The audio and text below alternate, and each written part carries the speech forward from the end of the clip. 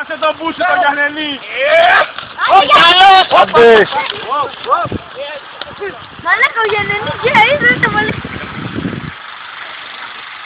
Κοίτα δρόμο το πάμε, κοίτα δρόμο. Να ξέρεις πως Μπράβο Μιχάλη μου, μπράβο Πανάκη μου, μπράβο! Μπράβο Γέρο, μπράβο! Να ξέρεις αυτά είναι, έχει αίματα. Μην περιπέζει. Μπράβο Αντράκη! Δεν πάει 30, δεν πάει 50, δεν πάει... Πάει ό,τι πάει, έτσι δεν τα πάει όμως. Ναι, δεν χάλα.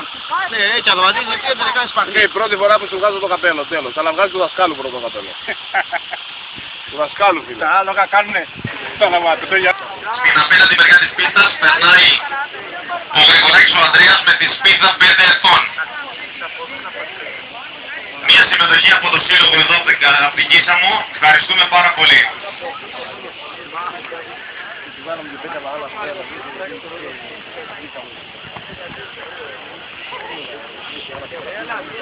Να ξεκινήσουνε ο Ξενάκης ο Νίκος 9 ετών. Μια συμμετοχή από το Σύλλογο Ελευθέριος Βενιζέλος των Χανίων. Ευχαριστούμε πολύ και Στέλιο. Να ξεκινήσει ο Ασβεστάς ο Μανώλης με τον αετό